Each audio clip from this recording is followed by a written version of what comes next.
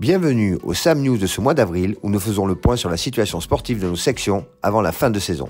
Performances, enjeux et objectifs de nos athlètes, vous saurez tout. C'est parti.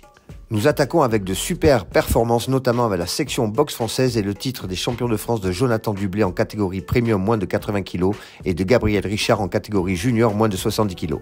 Timothée Salmi est vice-champion de France junior moins de 75 kg comme Francisco Robalo en catégorie junior moins de 80 kg. Toujours sur le ring, en boxe anglaise, Tony Merrick est devenu champion de Gironde senior moins de 60 kg le 16 mars dernier devant son public lors du gala de boxe organisé par le club dans la salle Robert Brett. En tennis de table, Julien Maillet a réussi l'exploit de devenir champion de Gironde minime en étant encore Benjamin. Bravo à lui.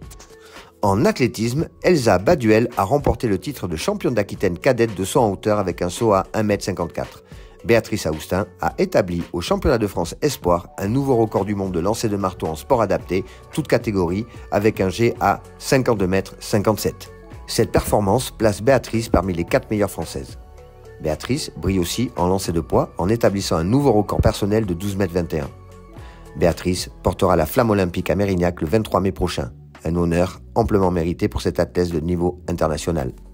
En gymnastique artistique, Mayana Pratt réalise une saison absolument incroyable. Médaille d'or à la Swiss Cup Junior au concours général, médaille d'or au sol et à la poutre au tournoi international de Comble-la-Ville, médaille d'or au sol au Top Gym de Charleroi avec l'équipe de France Junior et enfin médaille d'or encore avec l'équipe de France Junior au Pokal Team Challenge à Stuttgart. En natation, après son titre de championne d'Europe moins de 23 ans en 200 mètres nage libre en 2023, Lucille, qui s'entraîne avec Philippe Lucas à Martigues, continue sa préparation en vue des JO de Paris.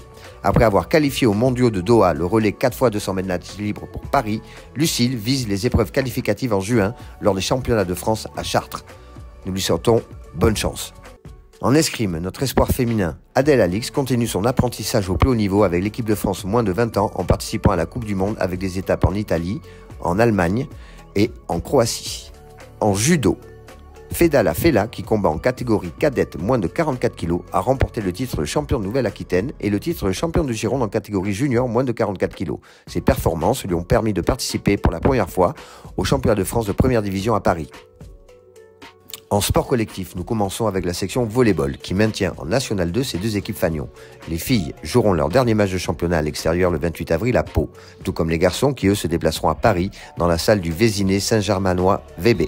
Pour notre section basket, l'équipe 1 masculine est encore en course pour le maintien en National 3. Pour les 2 dernières journées, victoire impérative à domicile face au Stade Montois, puis à l'extérieur face aux Jeanne d'Arc d'Oloron pour atteindre leur objectif.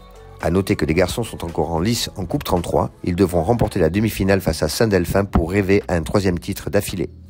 Les seniors filles, qui évoluent au meilleur niveau départemental, ont réalisé une belle saison. 2 victoires en autant de journées leur assureraient la 2e place de leur poule.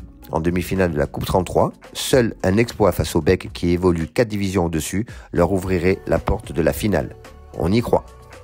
En football, à 3 journées de la fin du championnat de Régional 1, l'équipe première a assuré son maintien. Classés actuellement à la 7e place, ils joueront à domicile face au 3e, les Croisés de Bayonne, se déplaceront chez les 6e, Mazaruzos, et pour le compte de la dernière journée, ils recevront le FC Biganos. Chez les jeunes, les U17 ont réalisé une magnifique saison au plus haut niveau national. À 2 journées de la fin du championnat, ils sont classés 5e sur 14. Ils recevront Rodez pour l'avant-dernière journée, puis finiront en beauté sur le terrain du leader, l'Olympique de Marseille. Les U19, qui évoluent eux aussi au meilleur niveau de leur catégorie, ont encore leur destin en main pour assurer le maintien. Classés 11e sur 14, ils rencontreront pour les 2 dernières journées de championnat des adversaires directs. À l'extérieur chez le 12e Concarneau, puis à domicile pour la dernière journée face au dernier, le FC Trélissac. En ce qui concerne nos hockeyeuses, après avoir remporté le titre de championne national 1 en salle, elles rejoindront le championnat élite la saison prochaine. En championnat de National 1 sur gazon, les filles se maintiennent et joueront leur dernier match à domicile face à Antibes. Nous finissons ce Sam News avec la section Roller Sport. C'est l'opération maintien qui est en jeu pour l'équipe 1 masculine. 6 matchs à jouer, 3 à domicile et 3 à l'extérieur. Objectif, 3 victoires sur 6 rencontres pour rester dans l'élite. Pour l'équipe 1 féminine, une saison d'apprentissage qui se finit par un derby à domicile face à Coutras, puis un déplacement à Nantes.